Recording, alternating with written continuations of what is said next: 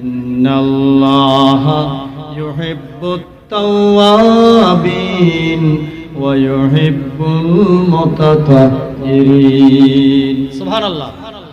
আল্লাহ তাআলা বলেন, নিশ্চয়ই আমি আল্লাহ যারা বেশি বেশি তওবা করে তাদেরকে ভালোবাসি। সুবহানাল্লাহ। যারা বেশি বেশি কি করে? যারা তওবা করে তাদেরকে কে ভালোবাসেন? আল্লাহ ভালোবাসেন। তাহলে বোঝা গেল যে আল্লাহ মাফ করবে। আল্লাহ মাফ না করলে ভালো করলে পাইবে। আমরা তো মনে করছি যে এত গুনাহ করছি, আল্লাহ কি আমারে মাফ করবে? আল্লাহ বলতেছে যে হতাশ হইস না, তোর গুনাহ যদি দুনিয়ার সমান হয়, আমার রহমত আকাশের সমান। আল্লাহু আকবার। তুই যদি আমার দিকে আস্তে আস্তে আসস, আমি তোর দিকে দৌড়ি দৌড়ি যাব। তুই যদি আমার রাতের গভীরে একবার ডাকস, আমি তোরে 70 বার বললাম। আল্লাহু আকবার। তুই যদি আমার একবার ডাকস, আমি জবাব দেব 70 বার। আল্লাহু আকবার। আল্লাহ বলেন, ইন্নাল্লাহা ইউহিব্বুত তাওয়াবিন ওয়া ইউহিব্বুল মুতাতাহহিরিন। নিশ্চয় আল্লাহ তাআলা যারা তওবা করে তাদেরকে ভালোবাসেন, আর যারা পবিত্র থাকে, আর যারা পবিত্র থাকে। তো এক নম্বরে আল্লাহ পাক যাদেরকে ভালোবাসে, আজকে আপনাদের জন্য আমি যে আয়াতটি বাছাই করেছি, আল্লাহ এক নম্বরে যাদেরকে ভালোবাসে তারা হলো তওবাকারী। কি কারী? আল্লাহ অন্য একটি আয়াতে বলছেন, ইযা জাআ নাসরুল্লাহ ওয়াল ফাth ওয়া রাআইতান নাসা ইয়াদখুলুনা ফি দীনিল্লাহি আফওয়াজা ফাসাব্বিহ বিহামদি রাব্বিক ওয়াস্তাগফির ইন্নাহু কানা তাওয়াবা। এখানে আল্লাহ পাক তার নবীকে তওবার কথা বলছেন। তো নবীর কি কোনো গুনাহ আছে? তো নবীকে তওবা করার কথা মানে আপনার উম্মতেরা যেন তওবা করে, আপনি তওবা করি তাদেরকে শিক্ষা দেন। আল্লাহু আকবার। ফাসাব্বিহ বিহামদি রাব্বিক। আপনি সুবহানাল্লাহ বলেন, আলহামদুলিল্লাহ বলেন আপনার রবের নামে। ওয়াস্তাগফিরহু, আর তার কাছে আস্তাগফিরুল্লাহ বলেন। আল্লাহ তুমি আমাকে মাফ করে দাও, ক্ষমা করে দাও, ইস্তিগফার করেন। ইন্নাহু কানা, বলেন না, ইন্নাহু কানা তাওয়াবা। নিশ্চয়ই আল্লাহ তাআলা তওবা বেশি কবুল করে। আল্লাহু আকবার। আমরা কারা কারা তওবা করব ইনশাআল্লাহ? হাত নামাই। আমি আপনাদেরকে হাত তোলাবো, যেহেতু এখন তো শীতের দিন, হাত তুললে শরীরটা একটু গরম থাকবে, ঠিক কিনা বলেন? আল্লাহ রাব্বুল আলামিন কোরআনুল কারীমের ভিতরে বলেন, ইয়া আইয়ুহাল্লাযীনা আমানু তুবু ইলাল্লাহ তাওবাতান নাসুহা। আল্লাহ তাআলা বলেন, হে ঈমানদারেরা, তোমরা তওবা করো। তওবায়ে নাসুহা। কি তওবা? তওবায়ে, বলেন না, তওবায়ে নাসুহা। তওবায়ে নাসুহা মানে এমন তওবা যেমন কেউ উপমা দিয়ে বুঝাইছে, গরুর দুধ দুইলে, গাই গরুর দুধ দুইলে। আমি যে সূরাটা পড়ছি এটাও তো সূরা বাকারা না? বাকারা মানে গাই গরু না? হ্যাঁ, গাবি গরুর কথা এই সূরাটার ভিতরে আছে। গাবি গরুর দুধ দহন করার পরে ছাগলের দুধ, মহিষের দুধ, ওটের দুধ, দুধ দহন করার পরে দুধটাকে ভিতরে আর ঢুকানো যেমন যায় না, তওবা করার পরে বান্দা গুনার দিকে আর ওই রকম ভাবে যায় না, যাইতে পারে না। এর নাম হলো তওবায়ে নাসুহা। খাঁটি তওবা। খাঁটি তওবা কি তওবা?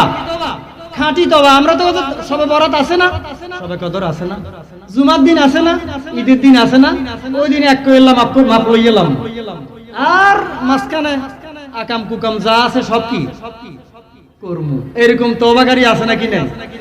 তওবার ফরজ আর জীবনে গুনাহ করব না। তওবার ফরজ চোখের পানি।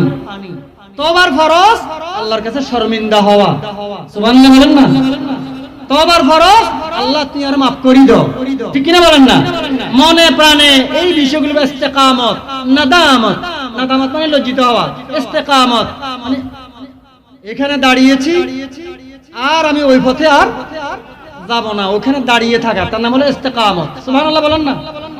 তওবা মানে আপনি আল্লাহর দিকে ফিরেছেন, আল্লাহ তার রহমত নিয়ে আপনার দিকে ফিরে গেছে। ওয়া তুব আলাইনা ইন্নাকা আনতাত তাওয়াবুর রহিম। আল্লাহ আমি তওবা করলাম, তুমিও আমাদের দিকে রহমত নিয়ে ফিরে দাও।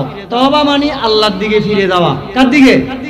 আপনি আল্লাহর দিকে ফিরে গেলেন, আল্লাহর রহমত নিয়ে আপনার দিকে রহমতের নজর দিবেন। এর নাম হলো তওবা। আল্লাহ আমাদের সবাইকে তওবা বুঝার তৌফিক যেন দান করেন। জোরে বলি আমিন। হাদিস শরীফে আছে, রাসূল পাক বলেছেন তিনটি আওয়াজ আল্লাহ তাআলা বেশি ভালোবাসেন। কয়টা আওয়াজ? নবীজি আমার বলেছেন তিনটি আওয়াজ আল্লাহ তাআলা বেশি ভালোবাসেন। একটি আওয়াজ হলো রাতা মরগের আওয়াজ। ফজরের টাইমে, সুবহে সাদেকের টাইমে, তাহাজ্জুদের টাইমে কিছু রাতা মরগ কুকুরুকু কুকুরুকু বলে ডাক দেয়, দেখি না? আমরা শুনি কুকুরুকু, কিতাবে লেখা হয়েছে রাতা মরগে বলে সুবহুন কুদ্দুসুন। আমরা শুনি কি কুকুরু, কিতাবে আছে রাতা মরগ আল্লাহর ফেরেশতা দেখলে ডাকবে, তখন দোয়া পড়বেন আল্লাহুম্মা ইন্নী আসআলুকা মিন ফাদলিক, যেটা মসজিদ থেকে বের হওয়ার সময় আমরা পড়ি। তো এই রাতা মরগ ফজরের টাইমে মানুষদেরকে ঘুম থেকে ডেকে দেয়, আযান দিয়ে মুয়াজ্জিনের আগে রাতা মরগে আযান দেয়। এজন্য রাতা মরগের আল্লাহর নবী মুয়াজ্জিন বলছে। ওদের বেল্লাল মরগের জবাই করে দিরার আল্লাহ নবী বলছে, দেখছো এক মুয়াজ্জিনে আরেক মুয়াজ্জিনে জবাই করে গেল। সুবহানাল্লাহ বলেন। রাসূল নিজে রাতা মরগের মুয়াজ্জিন বলছে।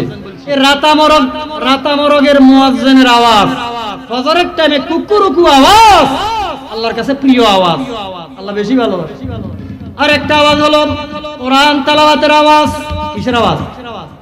কোরআন তেলাওয়াতের আওয়াজ। আর একটা আওয়াজ হলো সাউতুল মুস্তাগফিরিনা বিল আসহার। ফজরের আগে তাহাজ্জুদের টাইমে শেষ রাতে আল্লাহর বান্দারা চোখের পানি ফেলে যখন কান্দে, ওই কান্নার আওয়াজ আল্লাহর প্রিয়। তওবাকারীর তওবার কান্না, আস্তাগফিরুল্লাহ যারা পড়ে তাদের ইস্তিগফারের আওয়াজ, ওই কান্নার আওয়াজ আল্লাহর প্রিয়। সুবহানাল্লাহ। এজন্য আমরা ইস্তিগফার করব এবং তওবা করার জন্য চেষ্টা করব। আল্লাহ তাআলা বলেন সূরা তওবার আরেকটি আয়াতে, ফাইন তাবু ওয়া আকামুস সালাত ওয়া আতাউজ যাকাত ফাইখওয়ানুকুম ফিদ্দীন। কেউ যখন তওবা করে, নামাজ কায়েম করে, যাকাত আদায় করে, তখন বুঝতে পারবা এটা তোমার আসলে ভাই। তাহলে আমার ভাই হইতে হইলে তাকে ইসলামের পথে আসতে হবে, ঠিক কিনা বলেন না? ইসলামের পথে ফিরে আসার নাম তওবা, কোরআনের পথে ফিরে আসার নাম কি? তওবা। রাসূলের সুন্নতের পথে ফিরে আসার নাম তওবা। ফাইন তাবু, যদি তারা তওবা করে, ওয়া আকামুস সালাত, যদি তারা বেনামাজি না হয়, নামাজি হয়, ওয়া আতাউজ যাকাত, যদি যাকাত ফরজ হওয়ার পরে তারা যাকাত আদায় করে, ফাইখওয়ানুকুম ফিদ্দীন, তখন বুঝবা যে সে তোমার একজন ভাই। মুসলমানের, বলেন কার ভাই? মুসলমানের ভাই হতে হলে এক নম্বরে তওবা লাগবে। এই আয়াত অনুযায়ী আল্লাহ রাব্বুল আলামিন কোরআনুল কারীম সূরা তাওবা 104 নম্বর আয়াতের ভিতরে বলেন, আলাম ইয়ালামু আন্নাল্লাহ হুয়া ইয়াকবালুত তাওবাতা আন ইবাদিহি। সুবহানাল্লাহ।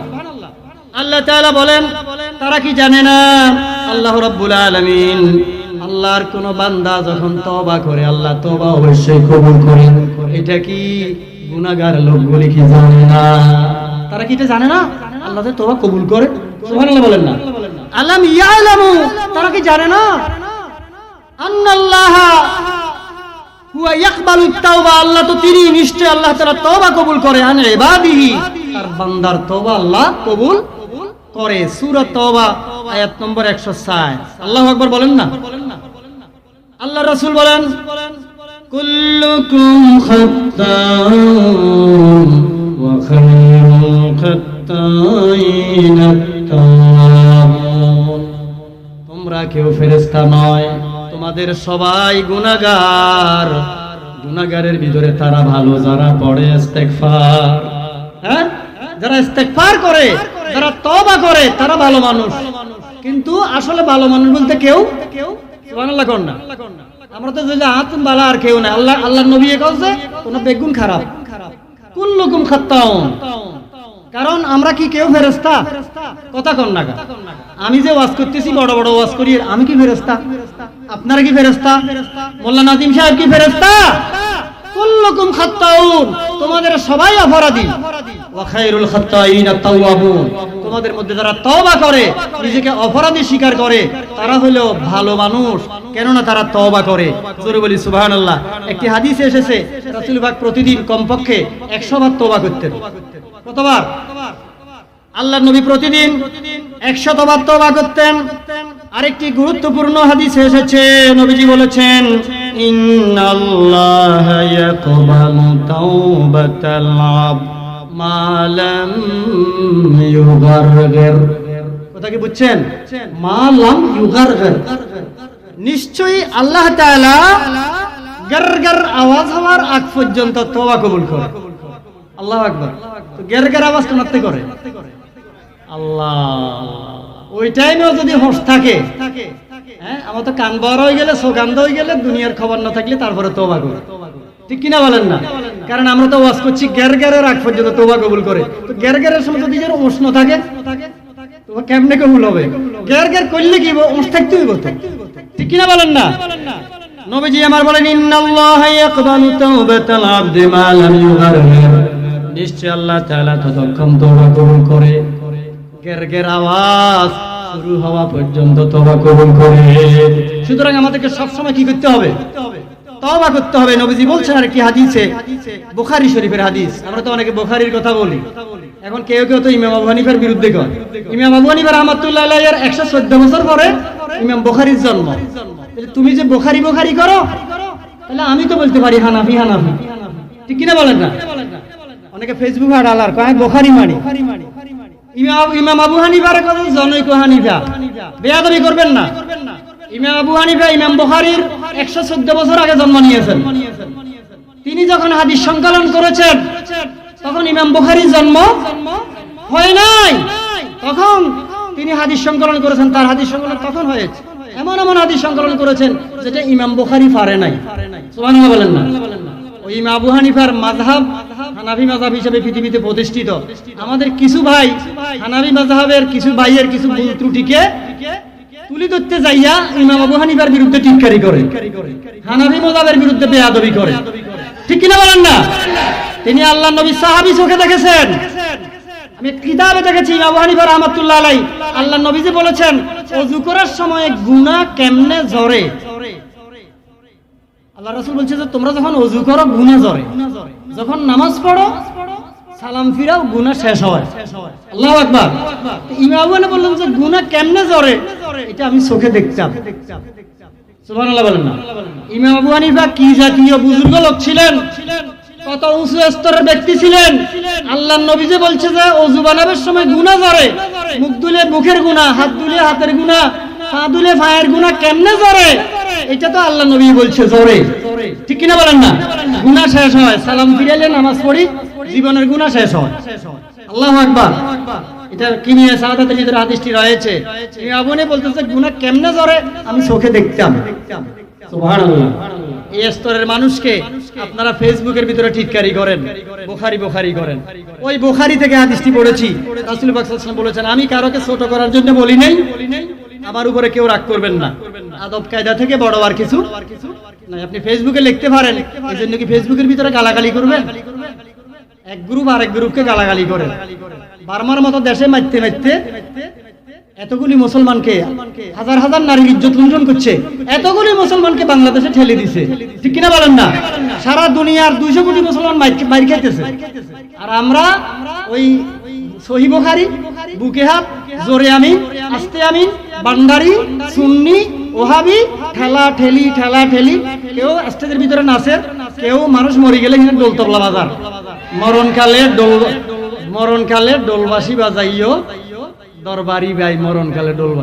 এত গুরু, এত গুরু, কিছু কে আমি, কিছু কি বেকে আমি, কিছু এই পক্ষে, কিছু সেই পক্ষে, এই মারামারি করতে করতে আমরা শেষ।